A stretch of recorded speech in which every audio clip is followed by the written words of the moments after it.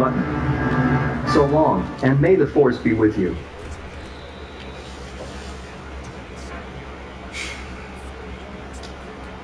Hazan was initially a Padawan for the Jedi Order. He failed his time with the Jedi though, and fell to the dark side during the Great Sith and the Mandalorian Wars. When still in the light, Hazan was very close to Barristan Dry, his boss, as he was his steward and retainer. He was also studying to become a Jedi, under the tutelage of Jedi Master Arca Jett. Barristan Dry, his best friend and the man he served, was about to get married to Crinda Hulis, someone Hazan was also a close friend of. Unfortunately, Hazan failed his tests to become a full-fledged Jedi Knight, and so ended up serving the Jedi Order as a field mortician, something that changed him forever. Some point out that Hazan's fall to the dark side was due to the weight of both failure and his new field mortician position. Others claim he fell to the dark side because of his love for Crinda Hulis, who would marry his best friend. It was probably a combination of both. Hazan betrayed the Jedi, and participated in a Sith conspiracy that leads countless Jedi to their death, including Barristan Dry. Hazan wasn't left unscratched though, as he was injured all over. By the time Barristan Dry died, he already had a son with Crinda Hulis. Hazan helped Crinda with her life and went further. He helped her create a new order dedicated to keeping the Sith at bay.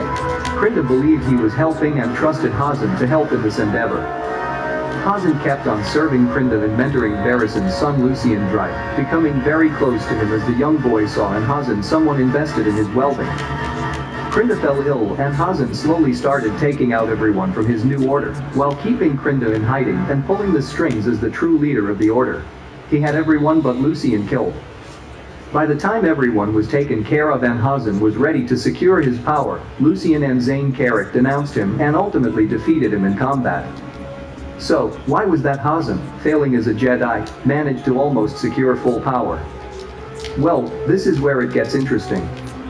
Hazan was undoubtedly very weak, and some even described his Force powers as awkward. However, he lost a lot of his body during the wars, and managed to secure Sith artifacts, equipment and antiquities, to equip on his body. He enhanced himself with these items. He had the Gauntlet of Crest the Younger, giving him new powers such as the ability to repel enemies, and because he was such a scholar in Sith items, he also began understanding Sith magic. The Jedi were also heavily affected by these items.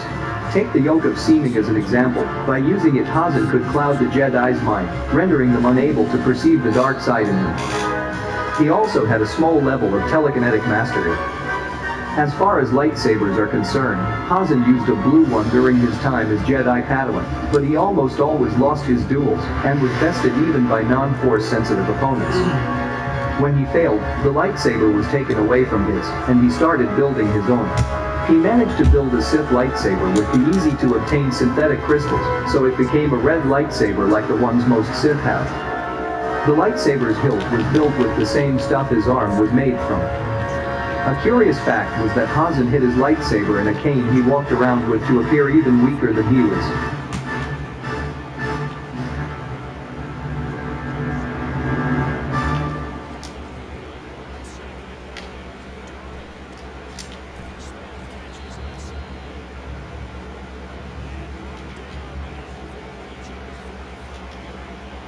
Kasem was born a slave, so his first days weren't all that easy.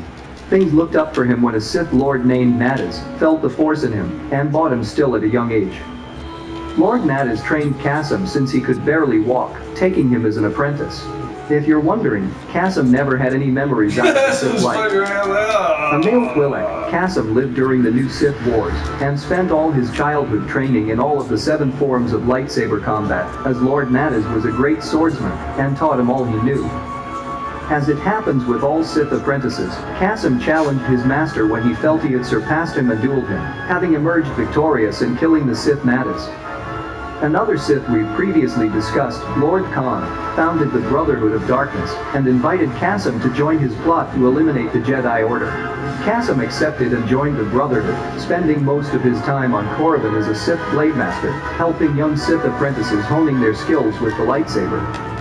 It was at this time that Darth Bane was still a young apprentice, and lost a duel with another Sith acolyte named Sirak. Bane was furious and went to Kasem to ask for help, as he knew Lord Kasem was one of the best duelists of their time. However, Lord Cortus, who was the headmaster of the Korriban Sith Academy, warned Kasim and the other masters about Bane pulling away from the dark side. Kasim didn't agree and saw Bane's potential, so he trained him anyway, hiding the training from Lord Cortus. After conflicts erupted in the Brotherhood of Darkness, conflicts you can learn by watching Lord Khan's video, Bane had enough of Cortus and left the Brotherhood. Lord Kasim then was summoned by Lord Khan to participate in what Khan thought was the last battle against the Jedi's Army of Light. The Army of Light was being led by Lord Hawk, who fought a guerrilla-style battle instead of an open-field battle like Kasim loved, as he could rampage with his lightsaber and superior dueling skills. After the setback Khan and the Brotherhood had, Khan thought it was time to summon Bane again, who was now quite a powerhouse himself. Lord Khan sent Kasim to convince Darth Bane to return or kill him if he didn't want to come back. He did this because not only did he want Bane back, he also, though Kasim's bloodlust would stop him from strategizing, forcing unnecessary mistakes. In the end, Bane refused going back. The Blade Master Kasim and Darth Bane dueled, and even though Kasim was superior in combat, Bane showed him not only a lightsaber makes a duelist. Bane emerged victoriously, and so Kasim met his end at the hands of his former pupil. In the end, Darth Bane had a huge role to play in Sith history, as he would be the one responsible for the end of the Brotherhood of Darkness, and the rise of the new Sith with his new invention, the Rule of Two. Bane was the first of his lineage, a lineage full of powerful Sith lords such as Plagueis, Darth Vader and Sidious. It is therefore ironic that Kasim left one of the biggest legacies of the Sith, thanks to wanting to train Bane in secret. Without his disobedience, the Sith you watch in the movies would never exist. Kasim was also partially the reason behind the Rule of Two, as he killed his master to take his place, something Bane incorporated in his new Rule of Sith. Some argue that Bane preferred Kasim to become a companion of his in this new order, as his apprentice, but alas, Kasim's loyalty to Lord Khan was solid. Did you know Kasim was this important? Is there anything else you wish to know? Don't forget to comment below. Since you're at it, give this video a like and don't forget to subscribe for future videos. May the Force be with you. Before joining the Sith Empire, Darth Bandon was in the Jedi Order as a Padawan, training to become a Jedi Knight. At the same time, Revan and Malak initiated the Jedi Civil War. The two ex-Jedi became Sith Lords, as Darth Revan took the mantle of Dark Lord of the Sith, with Malak as his apprentice. Malak betrayed Revan though, and so Revan was ambushed by the Jedi forces. Thus, Darth Malak became the Dark Lord of the Sith. The now reigning Sith Lord was quick to take an apprentice, and Darth Bandon was the one chose to become his shadow hand, becoming the de facto second in command of the Sith Empire. Revan, having been brainwashed into serving the Jedi Order, started to hunt down his old apprentice, but Malak was one step ahead, and sent Darth Bandon to board the Ender Spire, and capture Bastila Shan and Revan.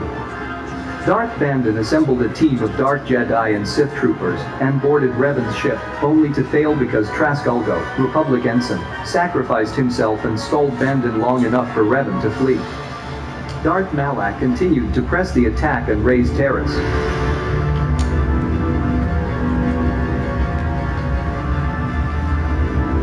You summoned me, Lord Malak. The search for Bastila is taking too long. We cannot risk her escaping Taris. Destroy the entire planet. The entire planet, Lord Malak. But there are billions of people on Taris. We'd be slaughtering countless innocent civilians, not to mention our own men still on the surface. Your predecessor once made the mistake of questioning my orders, Admiral. Surely you are not so foolish as to make the same mistake. Of course not, my Lord Malak. I will do as you command, but it will take several hours to position our fleet. Then I suggest you begin immediately. You are Why do you guess that? Admiral. Yes, Lord Malak.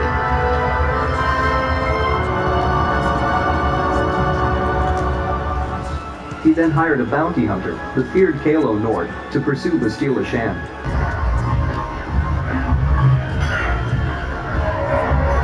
Go away. Kisani Jun. Imba mulira monaji, imba woku wisat kabon, kakinja nawa bataon, kung abashun ni chuchi. Kipona, kabatumpak kurbayiya mo kapata. Chiyoka kutumpak kurbayiya. One. Osha, kisa ni chu, na hupa botenya mo gigi. Kipona, kabatumpak kurbayiya mo kapata. Chiyoka kutumpak kurbayiya. Two. Kiyokaku, imba mulira monaji, kuyami juki chikanai, umamasa wala chichopa muska, Sarasoki kupa bola na tacho. Udo, Rananu Pratat Uko Shirkasha, Jum Apike. Great.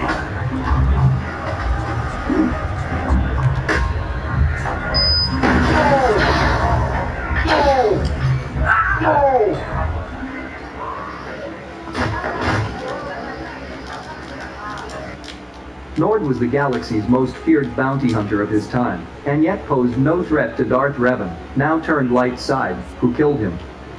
Malak had enough and sent Darth Bandon to find him yet again. Bandon was able to track down Revan and Manon, and confronted the now Jedi. Unfortunately for Bandon, Revan was surrounded by his companions. The Sith are known to be arrogant, and Bandon was no different. He charged towards them as he thought he was powerful enough to deal with them all, and get the star map to the Star Forge, a Rakuten space station, thus securing Malak's plan to keep the station's location a secret. An epic duel ensued as Darth Bandon fought Revan and his allies, but in the end, Darth Bandon was overwhelmed and killed by the former Dark Lord of the Sith. The Sith acolytes in the area rushed to Darth Bandon's body and cut off his head after the combat, preserving it and keeping it safe with the power of Sith alchemy. 300 years had passed, and Bandon's head was put on display on Alderaan in the House Ald Royal Museum. After Revan killed Malak, the Sith Empire started to collapse. With the Sith facing extinction, the Acolytes felt they needed leadership, so they thought they could use the head to communicate with Darth Bandon's spirit. They even went as far as trying to attack Bandon's head to a new body, but the Jedi caught on and eliminated the cult. The head, however, was nowhere to be found. The House Ald Royal Museum was very interested in recovering Bandon's head to place on display to honor the Republic ensign Traskulgo, who sacrificed himself to allow Bastila and Revan to escape, and was slain heroically by Darth Bandon, the Dark Lord's shadow hand. Although the head did get recovered, it disappeared again and was reportedly seen 5 years later among the possessions of Hutbreaker. If you like this video, give it a thumbs up and subscribe to the channel for more Star Wars content. You can also choose one of these clips to watch more on Star Academy. May the Force be with you.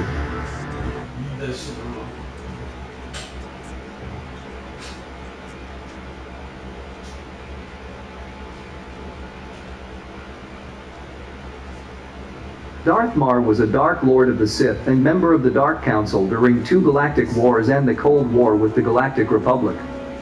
He was an influential Sith Lord because he was an Empire defender to his core and a warrior many on both the Jedi and Sith sides feared. Something that is also worthy of note is Darth Mar got a seat on the Dark Council at only 22 years of age, being among the youngest Sith leaders ever. During the Great War, the young Sith Master was given the task to lead the Empire's sphere of defense, and he did this with great success, halting Republic advances, and driving back light side armies one after another. When the war was over, Darth Mar felt it was time to train an apprentice, and so he took Darth Lacris as his pupil. It wasn't too long until even Darth Lacris managed to get the rank of Sith Lord, as Mar was a great master. When the Dark Council started to lose members, Mar was one of the 7 left, so he started to prepare Imperial defenses. He focused his efforts on this during the Cold War, which took him away from Sith politics. Sith politics were complicated at the time, with much infighting, and when the war broke out the Republic started to hunt down Sith counselors, so the numbers on the Dark Council started to dwindle greatly, with treachery on one side and war on the other. In the end, he assumed leadership with Darth Mortis and Darth Ravage, sharing military power only with Darth Decimus and Darth Varys, who also died leaving Mar the only Sith Lord leading the Empire's military, which gave him tremendous power. Mar learned Revan was still alive, and that he wanted to revive the Emperor, and so met with Grandmaster Setia-Shan to celebrate a truce and combine forces, as he knew if the Emperor would revive, he would try to eradicate all life in the galaxy.